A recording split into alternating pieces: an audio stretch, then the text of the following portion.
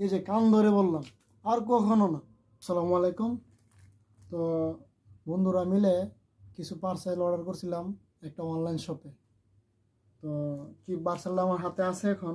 তো আমরা এখন পার্সেলটা আনবক্স করে খুলে দেখব পার্সেলটার মধ্যে আমরা যা অর্ডার করছি তা সঠিকভাবে আইছে কি না আইছে আমরা এখন খুলে দেখব।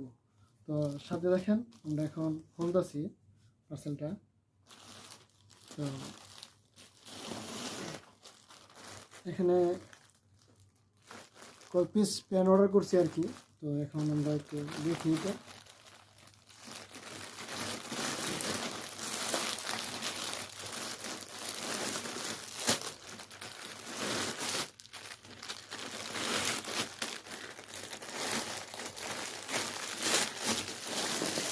আচ্ছা, আমরা অর্ডার করছিলাম এখানে হচ্ছে যে 5 পিস।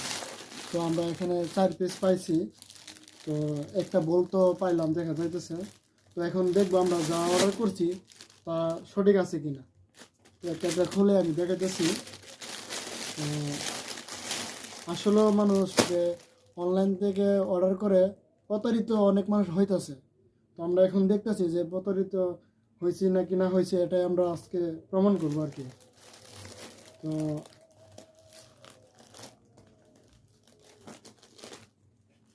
দেখেন পেনগুলা একটু দেখেন ভালো করে। তো পেনগুলা সম্পূর্ণই পুরান। এই পেনটা তো অনেক বাজে একটা পেন, একবারে পুরান। মনে হচ্ছে যে একটা মানুষে কোনো 3-4 বছর ইউজ করছে মনে হইতেছে এমন। আচ্ছা, একটা বাদ দিলাম। পরটা এই প্যান্টটা তো আরও বাজে, মনে হইতেছে 3 বছরের বাচ্চার প্যান্ট। তারপরে মনে হচ্ছে অনেকদিন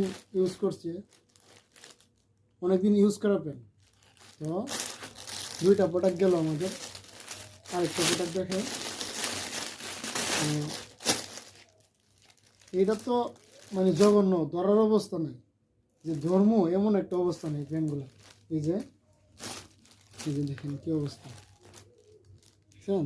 এই যে সিরাত তো ওই তারপর মানে ইউজ যে ওই পড়ছে মনে হয় তার মনে চুলকানি মুলকানি আসছিল। তো এই অবস্থা হয়ে গেছে। পকেটের অবস্থা তো বাজে। আর পেন, আল্লাহ, এগুলা কীভাবে দেয় একটা মানুষে।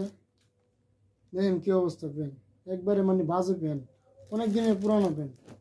আচ্ছা, তো আমাদের লাস্ট, এটা হচ্ছে আমাদের লাস্ট। তো আল্লাহ, এটা কি ফ্যান?